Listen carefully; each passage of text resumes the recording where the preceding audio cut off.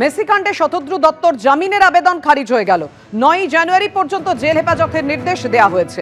মেসির অনুষ্ঠানে পুলিশের সঙ্গে কথার আগেই স্টেডিয়ামে খাবার সরবরাহ নিয়ে চুক্তি। 40 লক্ষের চুক্তিতে নগদে 60 লক্ষ টাকা পান শতদ্রু।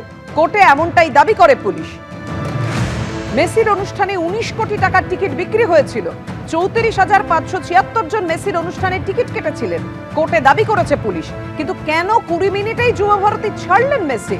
বিশৃঙ্খলা নাকি অন্য কোনো উদ্দেশ্য খতিয়ে দেখা হচ্ছে, কোর্টে জানিয়েছে পুলিশ।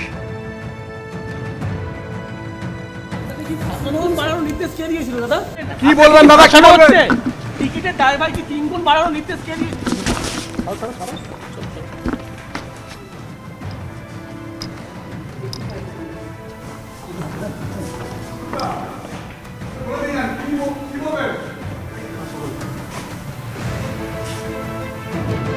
কি বলবেন দাদা, কেন হচ্ছে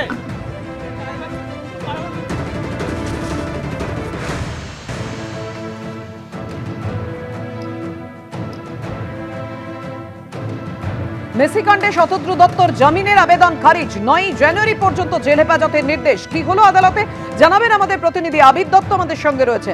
আবির, কিছুক্ষণ আগেই তুমি শতদ্রু দত্তর আইনজীবীর সঙ্গে কথা বলছিলে। তিনি বলছিলেন যে তাদের তদন্তের ওপর একেবারেই তদন্ত প্রক্রিয়ায় তারা খুশি নন, তদন্ত যে পথে এগোচ্ছে। কেন তারা এই কথা বলছে? তার কারণ হচ্ছে তাদের তরফ থেকে যেটা বলা হয়েছে আজকে আদালতে, যে তারা কোনোভাবেই খুশি নন যেভাবে তদন্ত এগোচ্ছে। তাদের বক্তব্য হচ্ছে যে শুধুমাত্র কলকাতায় নয়, কলকাতার সঙ্গে সঙ্গে দিল্লি, মুম্বাই এবং হায়দ্রাবাদেও লিও মেসিকে নিয়ে গিয়ে সেখানে অনুষ্ঠান হয়েছে এবং এই একই সংস্থাই অনুষ্ঠান করেছে। সেখানে কোনো রকম বিশৃঙ্খলা হয়নি, কিন্তু এখানে যখন ঘটেছে কিন্তু তার আগে সম্পূর্ণভাবে প্রথমে 7 তারিখে একটি এগ্রিমেন্ট হয়, 12 তারিখেও একটি এগ্রিমেন্ট হয় সরকারের সাথে, বিশেষ করে পুলিশের সাথে। যে এগ্রিমেন্টে শতদ্রু দত্তের তরফ থেকে, যেটা তার আইনজীবী আদালতে যেটা জানাচ্ছেন, যে সম্পূর্ণভাবে এই যে যেখানে মানুষ আসবেন সেই বিষয়গুলো সমস্ত কিছুটা পুলিশের দেখার কথা।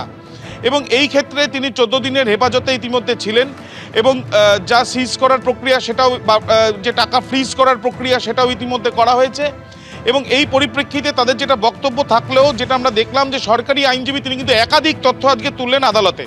প্রথমত তার তরফ থেকে স্পষ্টত বলা হলো যে সাধারণ যারা দর্শকরা সেখানে উপস্থিত ছিল সেই সংখ্যাটা প্রায় 34,576 জন, যারা টিকিট কেটে মাঠে প্রবেশ করেছিল লিও মেসিকে দেখার জন্য, এবং প্রায় 19 কোটি টাকার বিনিময়ে টিকিটগুলো কাটা হয়েছে বলে প্রাথমিকভাবে এখনো পর্যন্ত তদন্তে উঠে এসছে। তাদের তরফ থেকে এটাও বলা হচ্ছে যে দ্রুত চার্জশিট পেশ করে তারা কাস্টোডিয়াল ট্রায়ালের কথা ভাবছেন এবং সেটাই তারা করবেন বলে তারা এখনো পর্যন্ত সিদ্ধান্ত নিচ্ছেন।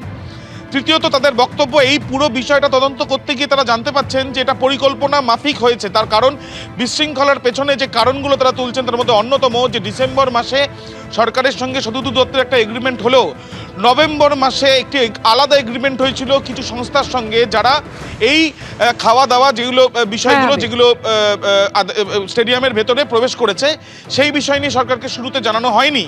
এবং এর পরবর্তীকালে দেখা গিয়েছে 40 লাখ টাকার ডিল হলেও 60 লক্ষ টাকার লেনদেন হয়েছে, 20 লাখ টাকা শতদ্রু দত্ত নিজে লাভবান হয়েছে। এবং এই বিষয় থেকে তাদের এটাও বক্তব্য যে 1 ঘন্টার উপরে অনুষ্ঠান থাকলেও 20 মিনিটের মধ্যে শতদ্রু দত্ত চলে গেল কেন, এবং এখানেই সে 3টে গোল খেয়ে গিয়েছে। পাল্টা শতদ্রু দত্তের আইনজীবীর তরফ থেকে যেটা বলা হচ্ছে যে শতদ্রু দত্ত 3টে গোল খায়নি, বরঞ্চ 3টে গোল দিয়েছে। তার কারণ কি? তাদের বক্তব্য হচ্ছে যে সম্পূর্ণভাবে অন্যান্য জায়গায় স্বাভাবিকভাবে অনুষ্ঠান হলো, আর এখানে স্বাভাবিকভাবে অনুষ্ঠান হলো না কেন? পাল্টা আমরা দেখলাম স্পেশাল পিপির তরফ থেকে এটাও বলা হলো যে যে জায়গাতে সুষ্ঠুভাবে হয়েছে বলে জানানো হচ্ছে সেই জায়গাতে ইভেন্ট ম্যানেজমেন্ট গ্রুপকে সেখানে দায়িত্ব দেওয়া হয়েছিল, কলকাতার ক্ষেত্রে দেওয়া হয়নি। সওয়াল জবাবের পরে আদালতের তরফ থেকে 14 দিনের জেল হেফাজতের নির্দেশ দেওয়া হয়েছে 9 তারিখ পর্যন্ত, এবং তার সাথে জেলে গিয়েও জিজ্ঞাসাবাদ করতে পারবেন পুলিশ আধিকারিকরা শতদ্রু দত্তকে, এমনটাই আদালতের নির্দেশ। এবিপি আনন্দ, এগিয়ে থাকে, এগিয়ে রাখে।